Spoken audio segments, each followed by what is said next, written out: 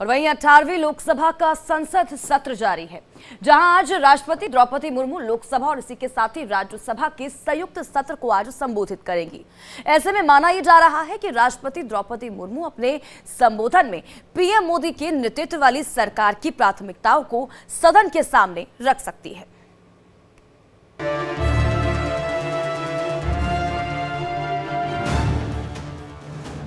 देश के 18वीं लोकसभा का पहला सत्र सोमवार से शुरू हो गया है, जहां सोमवार और मंगलवार को नवनिर्वाचित सदस्यों को शपथ दिलाई गई। पहले सत्र में सरकार की प्राथमिकता नए लोकसभा स्पीकर का चुनाव से लेकर सदस्यों के शपथ ग्रहण तक का सफर पूरा हो गया है, यानी संसद के सभी सदस्यों ने शपथ ग्रहण कर ली है। वहीं आज संसद के दोनों सदनों में राष्ट्रपति द्रौपदी मुर्मू अभिभाषण देंगी। आपको बता दें कि राष्ट्रपति द्रौपदी मुर्मू आज लोकसभा और राज्यसभा के संयुक्त सत्र को संबोधित करेंगी। अपने संबोधन में राष्ट्रपति मुर्मू पीएम मोदी के नेतृत्व वाली नवनिर्वाचित सरकार की प्राथमिकताओं को सदन के सामने रख सकती हैं।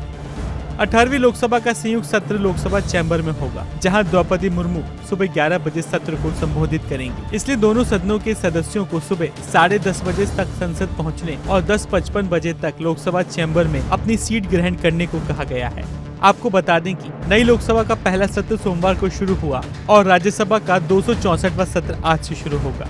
संयुक्त बैठक से पहले राष्ट्रपति मुर्मू राष्ट्रपति भवन से घुड़सवार अंगरक्षकों के साथ संसद भवन पहुंचेंगी। राष्ट्रपति द्रौपदी मुर्मू का काफिला सुबह 10:35 बजे राष्ट्रपति भवन से निकलेगा। उसके बाद राष्ट्रपति का काफिला 10:55 बजे संसद भवन के गज द्वार पर पहुंचेगा। यहाँ राष्ट्रपति की अगवानी उपराष्ट्रपति जगदीप धनखड़, प्रधानमंत्री नरेंद्र मोदी, स्पीकर ओम बिरला और संसदीय कार्य मंत्री किरेन रिजिजू करेंगे। इसके बाद राष्ट्रपति मुर्मू को सेंगोल के साथ लोकसभा चैम्बर तक लाया जाएगा। लोकसभा चैम्बर पहुंचने के बाद राष्ट्रपति द्रौपदी मुर्मू का सुबह 11 बजे अभिभाषण शुरू होगा। अभिभाषण के समापन के आधे घंटे बाद दोनों सदनों राज्यसभा और लोकसभा की अलग अलग बैठक भी होगी, जहां राष्ट्रपति के अभिभाषण समेत अन्य कागजात सदन के पटल पर रखे जाएंगे।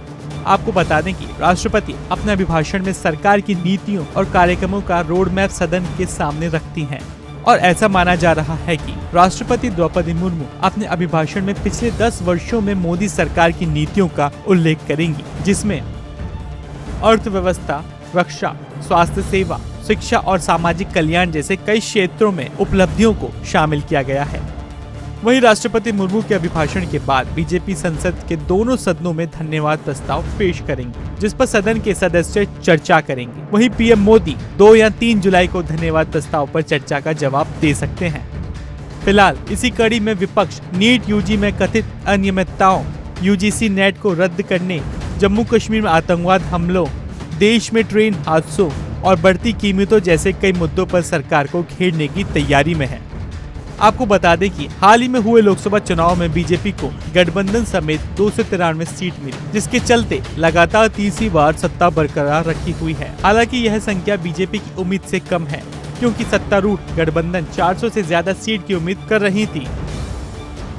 लेकिन इस चुनाव में विपक्ष मजबूत होकर उभरा और इंडिया गठबंधन ने 234 सीट जीती, जिसमें कांग्रेस की 99 सीट शामिल है, जो 2019 में जीती गई 52 सीटों से लगभग दोगुनी है।